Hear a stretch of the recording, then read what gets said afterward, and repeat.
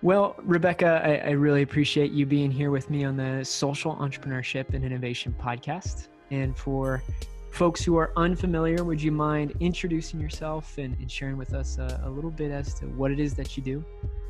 Absolutely. My name is Rebecca Hamilton.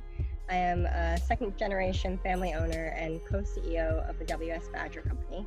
We manufacture organic personal care products and sunscreens out in rural New Hampshire.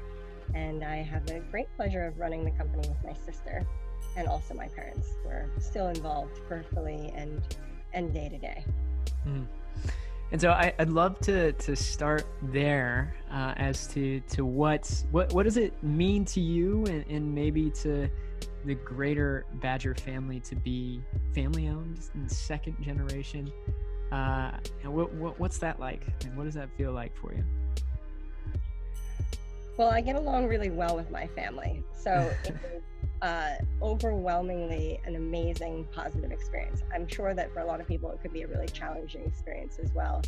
But what that means for me is that as a mission-driven company, rather than just having one person making the decision and holding us to our mission and our values, there's four of us. And so I feel like with four of us working together, if one person kind of falters and is not sure whether or not we would hold firm on our mission, the other three can kind of bolster that. And I think what ends up happening is that we are an incredibly values-driven business. And I think it comes from having a core leadership, which is a tight bonded family unit. You and your sister moved into that role in 2018, right? Mm-hmm. And so how has the 2-year transition been? What feels different now than the work of your role and maybe your sister's on the day-to-day before? When we took over as co-CEOs, I think we thought nothing would change because we've been slowly transitioning toward this co-CEO leadership for many years. Our father had been stepping back out of the role. In fact, a full year before we took on that role, he stopped working at Badger to build a house for himself and for my mother. And so he wasn't coming into work at all. And about halfway through the year, we asked him, are you retired? Or are you on sabbatical? We haven't seen you at work in a while. He's like, no, just sabbatical. I'll come back. And then after a year, he's like, I don't think this title CEO really fits the work that I'm doing. I think that it's time to officially transition. So all that to say that in some ways it was very smooth and seamless because we'd slowly been having this transition happen over many years and had been really relying on the expertise and guidance of our parents, but also taking on more and more of the leadership of the company day to day. That said, in the last 2 years, so much has happened. From, we took on the manufacturing of our sunscreen, which involved doubling the size of our manufacturing building, becoming an FDA drug facility, building a quality control laboratory, changing all of our systems and procedures. That was one major thing that happened. And then we have a changing landscape in terms of Whole Foods being one of our core customers, being bought by Amazon, transitions in the marketplace, and then we had a pandemic. So business as usual in the last 2 years is hard to really understand what things would have been like if we hadn't had such major things going on. But that's also the life of running a business. So and something on a more mission-based level, we're on Monday officially flipping the switch to transition all of our manufacturing to solar. So in the midst of the pandemic, we had started this project, which we had collaborated with another B-Corp on, and we're officially going to be a solar-powered drug manufacturer. So a lot of different things going on, and it's hard to say which ones are connected to us being in the position of co-CEOs and which ones are just circumstantial as a business.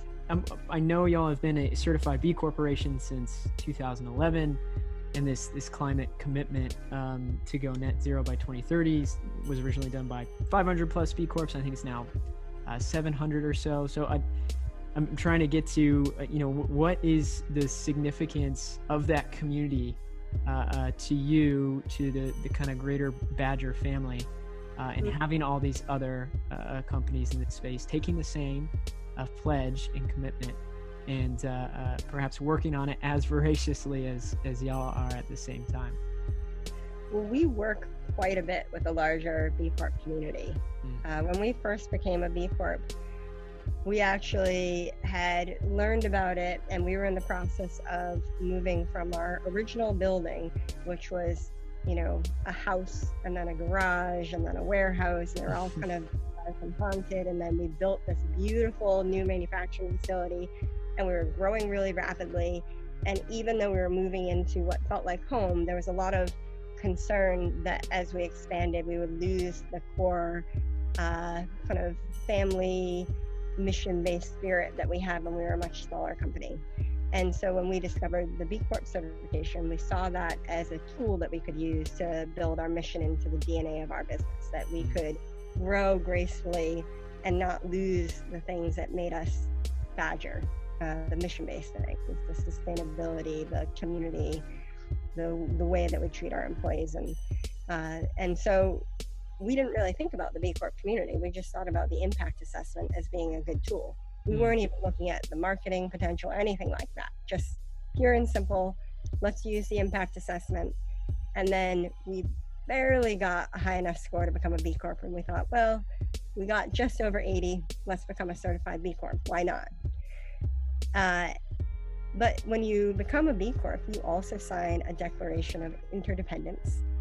And the goal of it, which I think is really cool, is that it's not just a certification that sets businesses apart. It's a certification that brings businesses together with a common goal of creating a new sector of the economy where business is a force for good. And that's really compelling to me, because if you asked my younger self if I was ever going to get into business, I would have told you it was a dirty word and I was going to go do some kind of activist thing that had nothing to do with business. And the B-Corp community gives a mechanism for mission-driven businesses to work together toward greater good, toward a greater purpose.